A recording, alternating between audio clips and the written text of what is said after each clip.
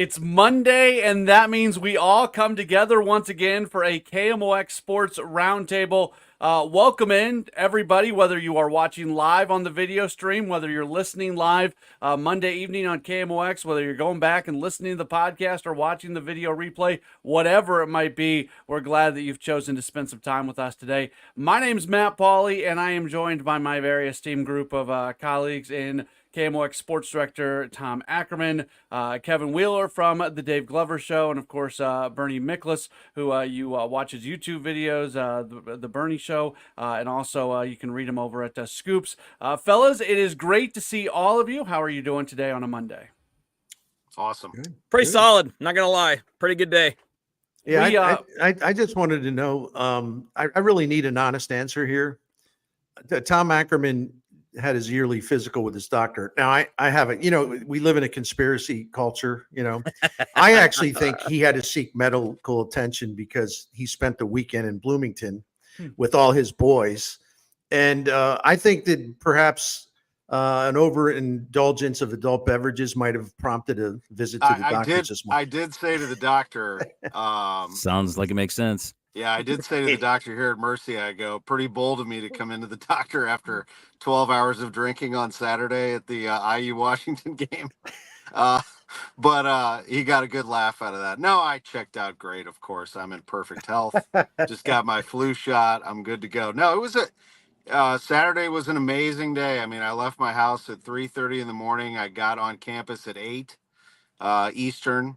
And I soaked it in like you wouldn't believe. College game day on my campus and an undefeated team that hasn't trailed all season, that hasn't given up a point in the first quarter, and a backup quarterback. And with all those expectations, Indiana goes out and runs the ball 50 times and bullies Washington. I mean, it really, guys, and you've all experienced this in your lives where you just soak in the atmosphere. I looked around campus all day long and the stadium and everything else and thought, I really did dream this, and it is happening. And I don't want it to end. And I know every Saturday from this point forward, expectations go up and up for Indiana. But it really has been amazing. As a fan and an alum, to be able to experience that, most of the sports that I experience are from a media standpoint. And, when the Cardinals lose, of course, I don't like it, but I also know that the next day the offseason starts and spring training's around the corner. And when I covered the Rams, I covered stories and the Blues, and Indiana's different. It's just different for me. It's beyond explanation, but if you're a fan, I can relate to you. I understand, and that's what I experienced over the weekend. Glad you went, man. Everybody should be able to experience that at some point. Whatever school or whatever professional team it might be that you have the most affection towards, the most emotion towards. It's hard to describe to non-sports fans the euphoric feeling that you have when the team that you love, that you live and die with, goes out and does something incredibly special. Yeah, it's just it's beyond belief. So it was a good time. And now, of course, as a typical Indiana fan, I'm like, okay, now what? I mean, what's going to happen to us next? When does the shoe drop? Is that what it is? Yeah. So this will be first road game for them, Michigan State, really first true tough road environment for them. So here we go. I just, one more thing on this, and I just want this on the record early. Should Indiana and Miami of Florida meet in the college football playoff, Wheels, I'm sorry, I got to go with Indiana. Not to pick who's going to win. Sorry, you go ahead, because Cam Ward's going to win the game, so I'm all right. Well, don't mouth off now, because I'm a Heisman Trophy voter. So that's okay. He doesn't care about the Heisman. Exclude your guy from my ballot. I'm only kidding. No, he's having a great year.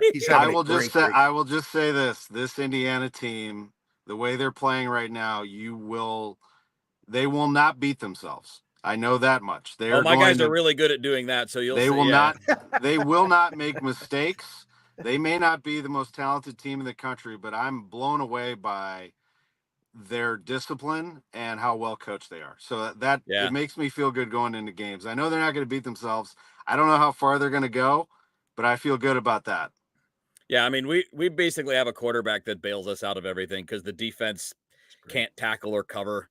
and they commit too many stupid penalties, but they can score, and it's because of him. I mean, if you took Cam Ward out, Miami's the same thing they've been the last 3, 4, 5 years. They're fine. They're 8-win team or whatever, but he makes the difference. That's how big a deal. That's why what I'm really curious about, if we go bigger picture on college, what I'm really curious about is how do we get separation once we get to the playoffs? And I was working this theory over with some of my buddies over the weekend. I might be leaning towards the best quarterbacks once we get there, whether that's Quinn Ewers at Texas. It's certainly, to me, not Jalen Milroe. It's like there just aren't that many quarterbacks right now on the big teams that are the difference maker. Dylan Gabriel's great. I mean, he really is. Yeah, he's one. That's the reason. Yeah, he'd be one of my favorites. He's going to get a lot of Heisman votes as well. Yeah. And but it's interesting because we're seeing backup quarterbacks win too, and it happened Saturday, like 3 times for sure, 4 times. Yep. So, and I didn't mean to hijack the thing and we start talking about college football, but no, it's really it's a fascinating year, because there's more teams involved now, and everyone was doom and gloom about, well, this playoff will just diminish the importance of the regular season. No, it doesn't. Actually, there's playoff. There are de facto playoff games every weekend. Yes, not just 1 or 2, a whole bunch of them. Right. When you multiply the number of teams that can get in, you multiply the number of meaningful regular season games with it. Yes, you're right. Right. So I love that. Let's jump that to Missouri and Illinois, because essentially they were eliminated, especially Missouri, eliminated from playoff contention. I think with even if they win out, I don't see them getting in the college football playoff. Probably the same thing for Illinois. At least Illinois, their losses have come against likely college football playoff participants. But those were not good games for Missouri or Illinois, and I think it's much worse for Missouri than it was for Illinois. Yeah, well, I'll jump in real quick and just say that I was in Columbia on Tuesday, and I went to Eli Drinkwitz' press conference, and I listened to some of the players prior to Alabama. And I know I'm saying this after the fact, after they got trounced by Alabama, but when I was there, I did not get a good feeling out of them. And it was very low energy. I didn't feel a lot of optimism, and I was a little surprised. I mean, they came out of a big win against Auburn where they pulled it off in this incredible storybook, but I just had this bad feeling that they were knowing that they were going to go down and get beat. And I think maybe it was because Brady Cook was sidelined for a lot of the week, and that was a real downer for all of them, and Noel and Cooper and everybody else who's banged up. I think that's the thing. Missouri was banged up, and good teams find ways to overcome it, and Missouri went the opposite way, in an opportunity where they could have made a game. Actually started out not too bad against Alabama. They just don't have a cohesive unit and strong enough unit to overcome some of those injuries. Their offense is really bad. It's flat out bad. If you look at when they've played, they've had 5 games against other power conference teams, and they're averaging 17.5 points. I mean, you can't win in college football when you're scoring that little. And when they've played 3 ranked teams at the time of the game, and they've averaged a little over 13 points in those games. The thing that's alarming, and we all appreciate Brady Cook on a lot of levels, but even before he got hurt, he was not having a good season in terms of his accuracy. And Drew Pine's doing the best he can. It's like, I don't really want to pile on him, but here's a stat for you, and then I'll shut up. There are 69 power conference football teams, 69. And Mizzou ranks dead last, 69th in catchable ball rate and on target passing rate. Their passing game is literally or factually the least accurate passing attack among the 69 power conference teams to this point. That is a huge difference from last year, because they were actually one of the better teams in that area. And how do with Brady Cook, we don't know how long he's going to be out. He may not, if he has a broken hand, who knows? But how do they all of a sudden become a really sharp, accurate team throwing the football? It hasn't been there all year. And I didn't realize it is as bad as it is. So I just leave that. If somebody wants to pick up on that, like how do they get out of this realistically? Because if you can't throw the ball, and Luther Burden is now increasingly irrelevant, which is unbelievable. Yeah. So how do you find the promised land? And I'm not talking about the playoff. I'm talking about just how do you find a really good offense again?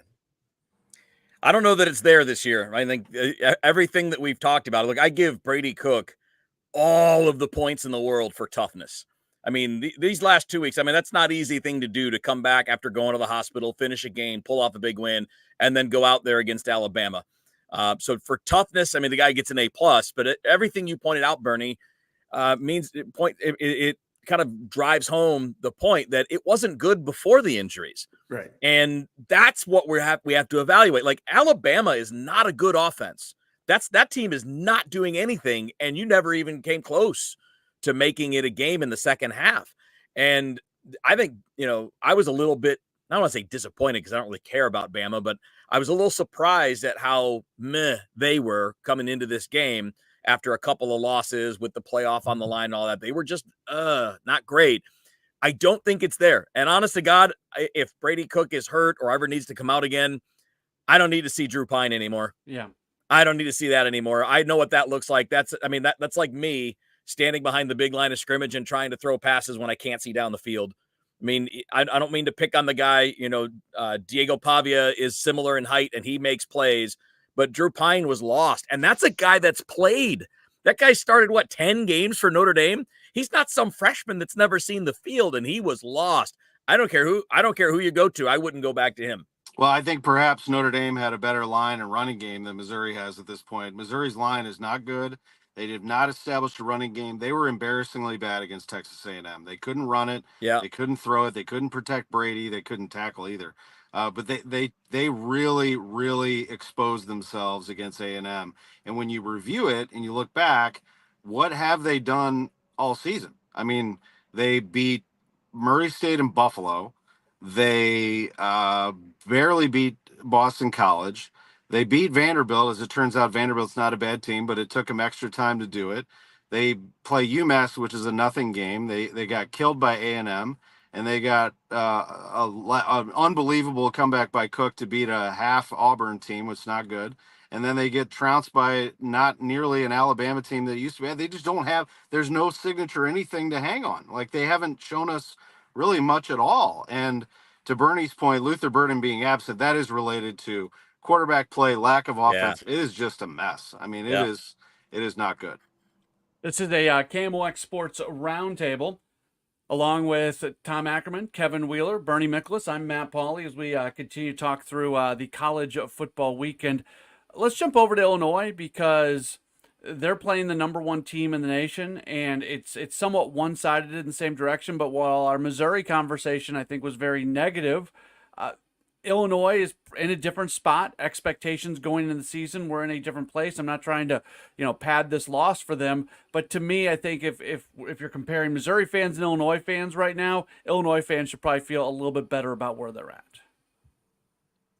I mean, I think that has to do with expectation level. Sure. That it started out, Missouri was supposed to be this playoff team, top 10 team, could be knocking on the door of a national championship. It sounds amazing to even think about that right now, where Illinois was kind of a middle of the pack at best. Big Ten team is what they were considered to be. Brett Bielema hyped them, said he felt like they were improved coming out of camp. He felt good. I think the big focus was how do they replace the defensive line?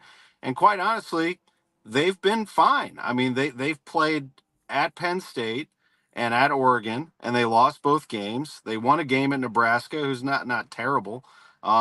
But they pushed Michigan around, and I think perhaps, that inflated how good they were, but Michigan is not nearly what it was. What I like about Illinois is that they are a tough physical football team, and that should serve them well.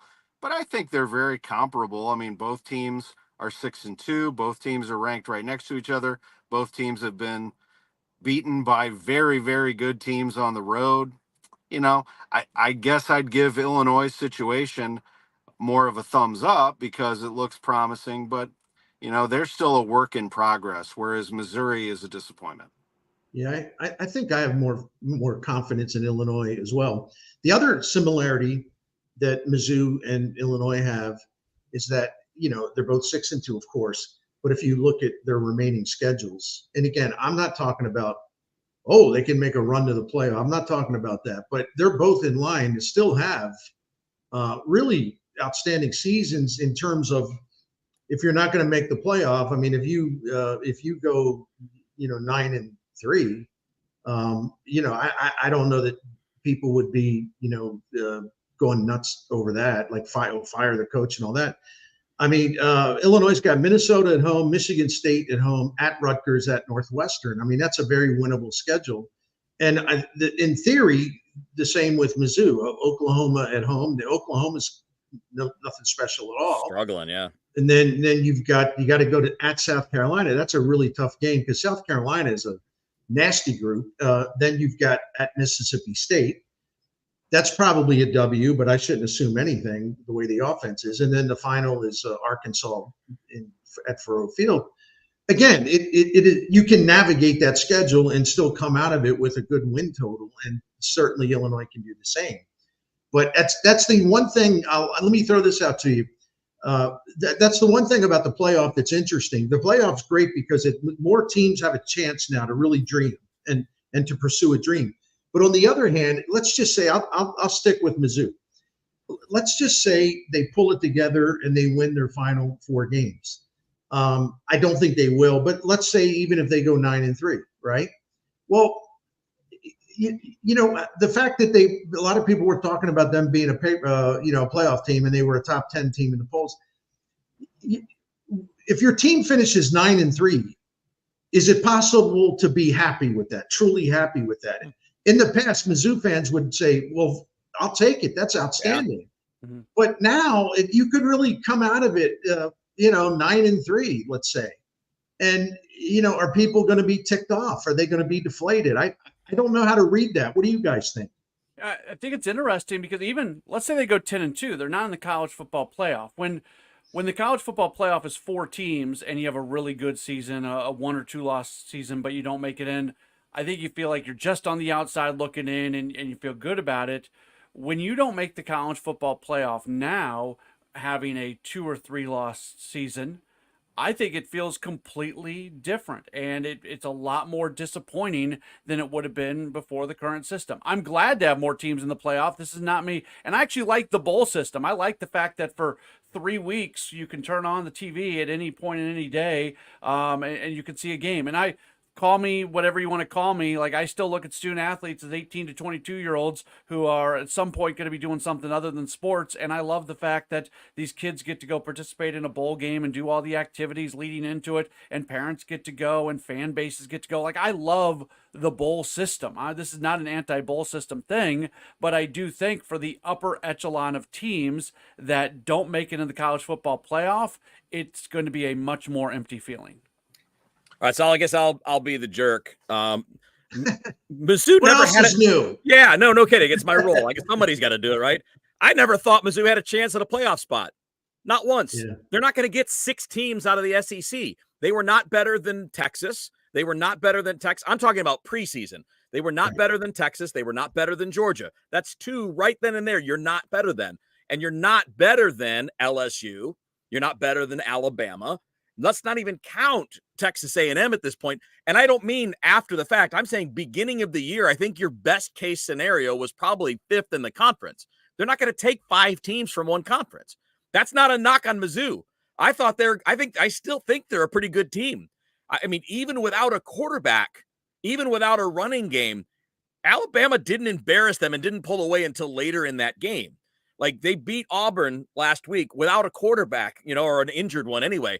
I don't think they're bad, but I never thought playoffs was a realistic conversation. You're in the SEC, and they're not taking 5 or 6 teams from any one conference. So what you're saying is 9-3 then would be a good year. I would, if you told me before the year they go 9-3, I'd have been like, yeah, it's pretty good. Yeah, considering where you play, that's pretty damn good. I agree with you. I think 9-3 is a good year. I mean, but you have to have something to hang your hat on. I mean, right now they have 0. Now, if you go to let's see, if you blast Oklahoma at home and you go to South Carolina and win, and you go to Mississippi State and win, and if they were to run the table, that's a heck of a year. It's a great year, yeah. If you lose one of those 4, in devastating blowout fashion, that's not fun. You went 9-3, but you got blown out 3 times. That's cause for concern. If they're competitive, I think it depends. If they're competitive games, I mean, I'm with you. I do not consider Missouri to be in the upper echelon of the SEC, not yet. I still think Eli Drinkwitz has this place on the right track. I think he's got people pumped about football. Their money's flowing in. It's going to be good for a while, but you got to have a healthy quarterback. You have to have a good backup. You have to have a strong running game. You got to have a great line. You have to have a very good defensive line. All of those things have slipped. So if you come out of this thing 9-3 with this team, I think it's a good year. Yeah, I agree. I agree too. And so I guess in my weird way of being a jerk, I'm actually trying to counsel Mizzou fans like, look, they're meeting expectations. They were not going to be one of the best teams out of the SEC this year. That was not realistic. They don't have the quarterback play to have that. And that's forgetting the criticisms of Brady Cook. They just don't have that guy. You have one guy, well, now two, because I think Weiss is pretty good, but you might have 2 or 3 playmakers. Those other teams we're talking about have 8. They have 9. Like they have 5-star recruits all over the place. And to me, the way Mizzou gets to that top level in any given year is if they have a Chase Daniel type performance at quarterback. Mm-hmm. If they can get that guy either as a guy they develop or as a guy they bring in the portal, doesn't matter. But they need someone to play at that level for that program to be at that level in a given year. Yeah, I mean, look, they had a good year last year, and I don't want to diminish anything absolutely. they did. They had a good year last year. Their best game actually was going to Georgia and giving them a hell of a game. Yes. That was actually their best game. Losing to LSU and Jaden Daniels, it happens. But the Ohio State game, if we're being honest, I mean, Ohio State was not. I mean, the players were not there, and they were, they're disappointed. Right. They didn't make the playoff, and they're kind of half Buckeyes there. But you did it. But I think it elevated expectations to an obscene level where suddenly we forgot. I mean, they beat Ohio State in the Cotton Bowl, but let's be real with ourselves. It takes time to get to be a power in this game. Yeah. This is the even with Indiana, I would tell you, Indiana's 8-0. They haven't beaten a ranked team yet. They haven't played in a hostile environment yet. So while I'm excited, I'm also realistic. I'll tell you the same thing about my Canes. They're number 5 and undefeated. They're not a sure thing by any means. I mean, they could lose lose to Duke this weekend. I was asked today in the hallway, do you think Indiana should be ranked higher than 13? I'm like, no. Yeah. I mean, they are what they are. Yeah. Keep them where they are, man. Look at Mizzou. They were overranked, and I think it worked against them because everybody wants to, especially the SEC teams. I mean, they want to just whomp on Mizzou. It's like, oh, come on, these guys they're not at this elite level. What is all this buzz? What is all this hype? What's all this helium? Come on. And that's one of the reasons why Mizzou was going to be in for a rough season, even if they were playing better, because there was a target there now. And they truly were one of those overrated teams in college football. And I felt they were kind of overrated at the beginning of the season. And I'm like Wheels. I wrote the typical sports writer hack predictions column for 2025, and I said Mizzou will not make the playoff, but they'll have a good season. Yeah. So that's still probably going to happen. And I think Ole Miss is better than them as well. Yes, good point. I left them out. Good point. Yeah. Yep. No, that's all right. Yeah. So anyway, I still love college football, even though Navy got destroyed by Notre Dame. But you called that. You knew it. Yeah, I did. Unfortunately. Which, by the way, Kevin, you texted me on Saturday night when KU was beating K-State, and you said, "Are you worried?" And I said, "Not really." Listen, man, as a fan of a team that right now lets anybody play with them until the fourth quarter, that's how I'm living. Every week, It's like, oh my God, we're doing this again. We're doing this again. Thankfully, Florida State's so bad Terrible. That it didn't go that way this weekend. But I know that feeling of every game being on the line. It's a KMOX Sports Roundtable. You are listening or watching Kevin Wheeler, Tom Ackerman, Bernie Miklasz. My name is Matt Pauley. Let's talk a little baseball. World Series game number 3 tonight. First 2 games have each gone to the Dodgers. Guys, the moment in this series was the Freddie Freeman grand slam in game number 1. Yankees take the lead. Freeman on half an ankle comes up and hits the grand slam, first pitch, no doubter. This has been a postseason full of exciting, amazing, great moments. And we got another one And part of me actually kind of hopes the Dodgers. I was kind of pulling for the Yankees in a way. I'm starting to shift because I like great moments to mean something. And if the Dodgers don't win the World Series, the Freeman Grand Slam is just kind of a footnote. So now, in many ways, I want, just because of how awesome that moment was, I want to see the Dodgers go on and win this thing. Well, they got an 80% chance based on past World Series. You go up 2-0, it's 80.4% going to win. No, I love that drama. I love that game. I love the fact that within the game, other than that titanic monumental moment that's going to live forever, there was so much in that game. Like Aaron Boone's bullpen decision, and they're still ripping him in New York for that. And they should be. Bringing Cortez into the game when you have Tim Hill, who's an outstanding. I mean, we all saw that happen. That was right. Michael Wacha 2013, right? Exactly. I mean, that was just a really bonehead, but they haven't let it go. They're still chewing on his leg. Yeah. The New York Post, the New York Daily News, and everybody else. And then now we have the Ohtani drama, which I think these next 3 games in New York set up, if it goes 3, I'm sure it will. I think the Yankees will win a couple. Yeah. Now Ohtani takes center stage in terms of, all right, it's your turn to produce this incredible, unforgettable moment, because he's got the shoulder, he's going to play, but he hasn't done all that great by his standards so far in the postseason. And he's going to New York, and with all due respect to LA, there's no bigger stage than New York. And so now, would anybody be surprised if Ohtani doesn't do something spectacular either in game 3 or game 4? It's set for him, right? He's got center stage. So this is going to be interesting. The TV ratings are up. I think everyone growls, I'm not going to watch that. Okay, I get it. Watch whatever you want. I've never understood people that they have to declare what they're going to watch. Yeah. Okay. It's your home. It's your TV set. You pay you pay the electric bill, the cable bill, the satellite bill, the streaming bill. That's your stuff. Yeah, it's not an airport. You don't have to tell us when you're taking off. Yeah. You don't need to buy advertising on KMOX. That'd be okay if you do, just to announce to the world you're not watching the World Series. I actually think it's captivated people, and I think the Freddie Freeman moment probably gave it some staying power, some lasting power, because you're wondering, well, what's next? And even game 2 turned out to be exciting. Yeah. It looked like Dodgers had in the bag, and they had to hold on for dear life. So I've enjoyed it so far. The other drama that I love is because it's typical New York, but it's also the pressure of postseason baseball, is Aaron Judge. I mean, it's amazing how feudal he has been, right? And you got to think it's going to change. It's got to change. He's too good for that, right? He really is too good for that. So what if he takes over the next game or the next couple of games? So the possibility for more drama, I think, is pretty rich. Yeah. I had a couple things that stand out to me from the World Series, and one of them is kind of a bigger picture thing. And it goes back to what you were talking about, Bernie, with Aaron Boone's bullpen management in game 1. This is what happens when you don't stick with your ace. You're paying Garrett Cole $36 million a year because he's that guy. Capital T, capital G, that guy. You're taking him out at 88 pitches in the 7th inning with the bottom half of the lineup coming up, and because you want to go to 2 guys that are less than him.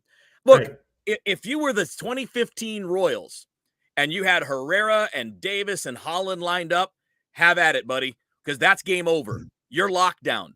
But when you're going to turn it over to Clay Holmes, who was shaky all year and lost the closer's job, and to Tommy Canely, who doesn't get right-handed hitters out, and then all of a sudden you got your closer in, Luke Weaver, and now you're out of guys. Now you got Jake Cousins and Nestor Cortez in the 10th inning of a World Series game. One of those guys is Jake Cousins, and the other one hasn't pitched in more than a month. This is what aces are for, and this is what I miss.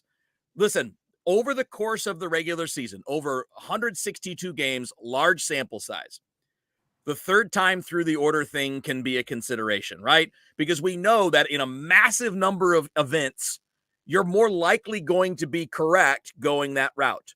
The playoffs is not about massive sample size. It's about moments. What's happening right now? Who's my best guy? You don't have a guy in that bullpen better than Garrett Cole. Even Garrett Cole at 88 pitches, you don't have a guy better than him. And it all started downhill from there. Look, I'm punching my microphone. I'm so mad. It all started downhill from there. I understand going to the pen early. I understand what the numbers tell me, but I don't understand why we're not allowed to use context in these decisions anymore. I don't understand why we're treating postseason games like it's the regular season, or treating Garrett Cole like he's an average starter. He's Garrett freaking Cole. He's one of the 5 best pitchers on the planet, and he's getting paid as such. Maybe ride your horse for another inning. And if he blows it, you lost with your best guy instead of losing in the 10th inning with a guy that hasn't pitched in a month. I mean, I don't know, man. I feel like I watched my team pull bullpenning stuff for 2 months, and it's great and all that, but it's not the way to go when you have an ace. You don't do that crap with Garrett Cole or Tarek Skubal or a healthy Shohei Ohtani. That guy's the guy that got you there. Let him roll. Yeah, I mean, look, that was overthinking it. And I think tonight, first of all, if the Yankees don't win, the series is over. Tonight is the night that they have to erupt offensively and take it out of Boone's hands. So it's going to go one of two ways. Either this place will be absolutely bananas off the hook, Yankee Stadium, and the big boys take their rips and send this thing to a game 4-2-1, or New York crowds as well as I do. They are either all in times a million, or it will be dead silent. It's one or the other. And it will go from here to here. And if this thing starts to go sideways, the Dodgers have a great advantage and can win this game 3, and the series will be over. They clearly have outplayed the Yankees. The Yankees blew their chance. And I'm very impressed with the Dodgers. Their ability to overcome injury after injury. Freddie Freeman playing on one leg. Ohtani should be okay, is what you hear. But Tommy Edman, of course, hits a home run. The pitching staff's been able to hold up. Very impressed with a team that has the depth to get that done. But yeah, tonight, immense pressure on the Yankees tonight. So if they come through, the Dodgers could be in a little bit of trouble. If they don't, it's over. It really comes down to tonight. I do to Wheels' point. You have all these off days in the postseason, and I feel like managers try to feel like they can do something different because of all the we're gonna use our bullpen more. You look at these games, bullpens are being overused. How in the world do the 2 best teams in baseball, some of the guys that are being used late in games, starting pitching should go deeper in games, and you shouldn't be relying on the fact that you can use the bullpen more because of off days. Just manage the game like you want to have your best guys out there and that you want to win. And I don't think we're seeing even the Dodgers. We were talking on text the other day in our group text about some of the guys that were being used and the decisions that were being made there. It just feels like bullpens get overused in the playoffs, even with the off days that are built in. Yeah, and you know what's interesting, and I wonder if you guys saw it, but Mike Petriello from MLB.com put this out, I think a week ago or so. But when you see a reliever for the 3rd time in a series, it has the same effect as the 3rd time through the order for a starter. So the more you go to those guys, the less effective they're going to be as you get deeper into the series. That's when your ass is on the line. So again, when you have the chance to ride with your dog, to ride with Garrett Cole or somebody like that, heck, Yamamoto, I think, came out a little too early the other night too. You can't keep exposing your relievers because the other guys, even Emmanuel Clase, that guy was untouchable in the regular season. But the more Detroit saw him, the more the Yankees saw him, the less surprising he was and the better they hit him. Yeah, I think I think seeing the Dodgers will have a bullpen game in game 4. So, and that can go either way.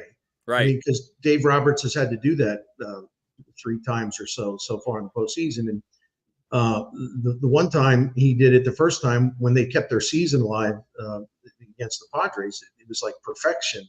Right. And then the second time it wasn't very good. So you never know what you're going to get. That's right. And to your point, people know, even the Yankees, I mean, they know plenty about that Los Angeles relief corps. And so I I'd like to see the Yankees win tonight just because I think it sets up a really interesting game 4 because of the bullpen start. But I think Dave Roberts did a pretty good job. I mean, he let Flaherty go. I agree. Yamamoto probably could have gone a lot deeper, but we also don't have the information that they do.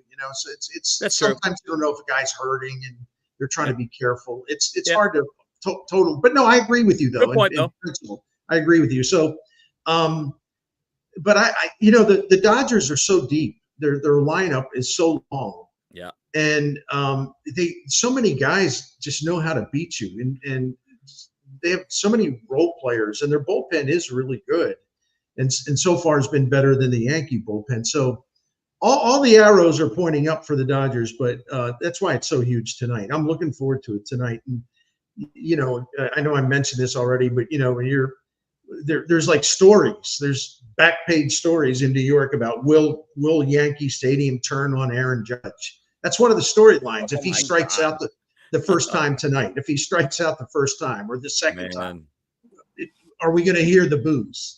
Probably has a lot to do with whether the Dodgers are winning, 4-0 or something. Right. But yeah. Right. So they're all but taking bets.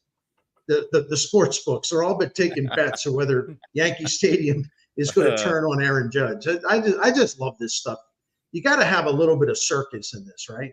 Oh, absolutely. Yeah. Absolutely. Makes for good theater. Our KMOX Sports Roundtable with Bernie Miklasz, Tom Ackerman, Kevin Wheeler, myself, Matt Pauley, continues. Final subject for the day, the St. Louis Blues. They are on a road trip right now. They opened up with maybe their best win of the year, maybe their best performance of the year when they beat the Maple Leafs 5-1, and then they follow that up with a 5-2 loss against the Canadiens. Still very early, still a lot more positives than negatives when it comes to this Blues team, but I also have this sense that we're going to see a lot of this year, where there's going to be nights where we feel really, really good about the way the team played, and a lot of nights where we don't feel so good about the way the team played. It feels like we are getting ready for a roller coaster year. Oh, absolutely. If I may jump in first, I saw the Toronto game and I was blown away by their speed. I did not see that obviously last year and under Craig Berube. And I heard about it in camp and I heard about it from Doug Armstrong, but that was the first time for me that I really saw it right there in front of me on TV. They were so quick getting back to the puck, making plays. Bennington was obviously terrific, but that was very impressive. So it tells me that there will be some games that they will win by sheer speed, but they are not experienced enough, and it is going to be a roller coaster season. They also have plenty of holes and flaws, but I love Broberg. I think he's a special player and a great talent that they've acquired. I like seeing the young players and everybody trying now, veterans too, to fill the void of losing Robert Thomas. But with that will come inconsistency, unfortunately. They have more depth this year. And I'm not saying it's all high-end depth, but they have more depth. And I think all the guys that Armstrong brought in over the summer, have actually contributed, for the most part, contributed in a really positive way. I'm not saying they're great players, but they've contributed in a positive way. That's what your depth guys are supposed to do. I think Broberg is a revelation. I really do. I mean, listen, I like to use one of my favorite phrases that I've worn out on the radio for a couple decades. I could sit here and try to be fake Scotty Bowman and say, well, I was telling people this defenseman out in Edmonton, this guy's like, he's the next Brad Park. He's the next Bobby Orr. I've been telling, because I played hockey. I played some hockey, high school hockey in St. Louis. Yeah. No, I didn't know who Philip Broberg was, and I thought it was intriguing as all get out that here's a guy that's young as could be, really talented, hasn't fully put it together yet, but it's not because he's a dog or a guy that's got bad habits or whatever. The 8th overall pick. And Doug Armstrong swoops in there and gets him and gets Holloway, who looks good too, but especially Broberg.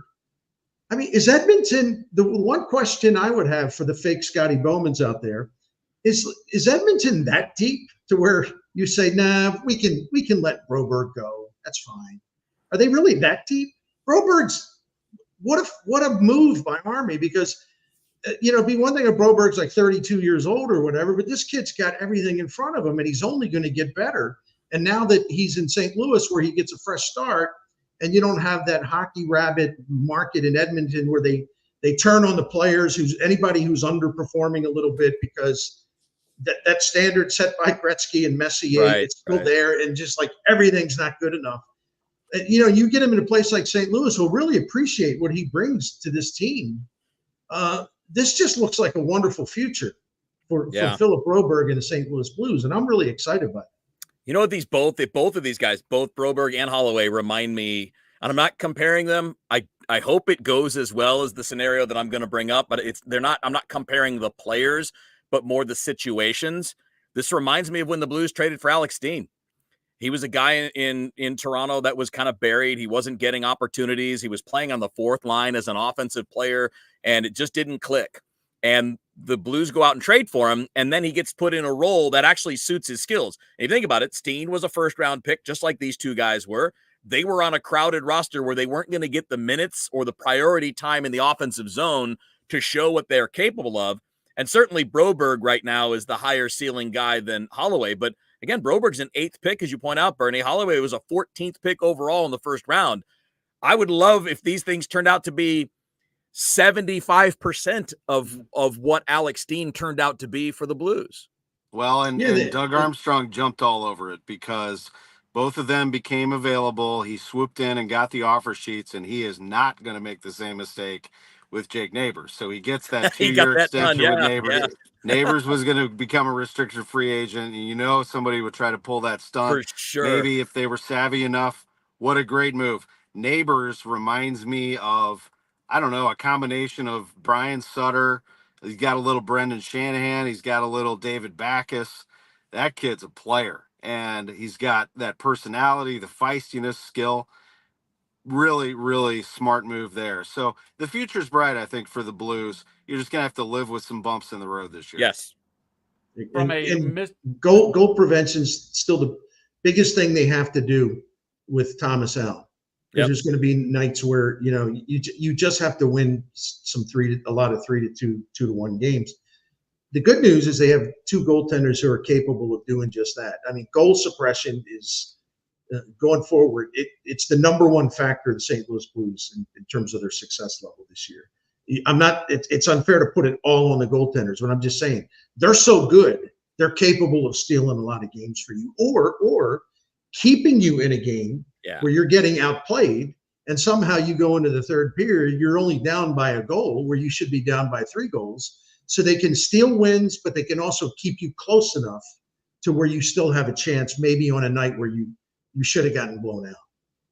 From a Robert Thomas standpoint, and we'll finish the show off with this, I think this is one of the challenges early on for Drew Bannister, because a team can respond in the early going when you lose one of your big pieces. What's this team going to look like 3 weeks from now, a month from now? Are guys going to continue to find a way to lift themselves to make up for Thomas? Because like Bernie said, this team has depth, but they don't have high-end depth. When you look at the line combinations, when you take a Robert Thomas out there, it just doesn't look the same. And they're going to need to find a way to make up for him for 6 weeks, which is a long time. And you don't want to be in a position where you're buried 6 weeks from now. Yeah, at least 6, right? Because they're going to reevaluate him in 6, and it could be longer than that. Unfortunately, he blocks a shot and gets his ankle fractured. I think the team stays afloat as long as Binnington is healthy. Hofer's good, but Jordan Binnington is the face of this franchise, and if he can continue to play at a very high level. He was their MVP last year. He is again. I think they go as he goes, and perhaps he can keep them in it and bail them out, which he has already done. If he can continue to do that, I think they could be okay for a while. If anything, they'll be entertaining because, and now Chief is coming back next weekend. They're going to get him again. They're going to get the Leafs again. And so I think that'll be a really fun game on that Saturday night. Agreed. And, on the topic of how you're filling in without Thomas, I mean, to me, the interesting thing is what kind of center player you're going to get, how important that is in the modern NHL to have that body up the middle that can bear all the responsibility that comes with that position. I know that Jordan Kyrou doesn't play that position, But to me, if he can elevate his overall game, not just his offensive game, but if he can somehow get to the thing that Craig Berube was trying to get him to all that time before he got canned, if we can see the guy that's a little more, and he has been a little bit. I mean, he's a plus player this year. I know plus minus isn't perfect, but in the past, he was always a big negative. He was always -8, -9, something along those lines. If he can be a little bit more well-rounded player, that can help you. There's no replacing Robert Thomas. It's just everybody being a little bit better to make up for the gap that you lose on Thomas. Guys, I've been given permission to officially announce what is going to be coming up with us here in about a week or so, starting on November 4th. That's next Monday, first day of the college basketball season. So it's Election day preview. No, we've avoided that so far here on the program, which is good. Starting next Monday, this is going to be a daily thing. Now, sometimes it will be all four of us. Sometimes it'll be two of us, different combinations on an everyday basis. But for people who have made this part of their Monday routine at 12 noon, we are going to be doing this every day, Monday through Friday at 12 noon. Some of us getting together, talking sports. It's going to be awesome. Good. Hey, you mentioned politics, right? I'm not going to talk politics. Oh, no. I'm just telling you a funny story. So I like to wear caps. I ordered a Bob Gibson signature line cap from this place. It's beautiful. If I could reach it, I'd show it to you. But it just has its number. It's a red cap and it's got 45. Bob Gibson. Sunny Gray is one of those sometimes. Oh, I know where it's going. So I go in my comment section the first time on my YouTube video. I go in the comment section the first time, and it's just like loaded with all these, like, Bernie, I had no idea you were a MAGA guy. And I thought the guy was kidding. And I'm like, I got all defensive just in general because I don't want anyone to think I'm making any kind of political endorsement. Right. I said, it's St. Louis, Missouri. It's Bob Gibson. What is wrong with you people? It's Bob bleeping Gibson. It has nothing to do with politics. And then the second, so I got it clear. I thought, okay, that'll take care of that. The second time I wore it. After that, I go in the comment section like a day later, and everyone's kung fu fighting. Just like they're having a big argument, taking sides on this race and just attacking each other. All because I wore a Bob Gibson hat. Oh my God! It is. That's how. It really is incredible. That's how insane, mad dog insane the United States of America is right now. It really is amazing. Election fatigue is real. That's 2024. Good call. I thought you'd like the story. I didn't mean to stretch out a thing. Well, no, we will try to bring a level of sanity every day at 12 noon for folks in our wonderful country. Aki, I got a Lou Brock cap now, 20, and I'm wondering, like, well, is this safe to wear? Yeah. Is this can I wear this? You know what? This is a safe space right here. This is a safe space for our viewers.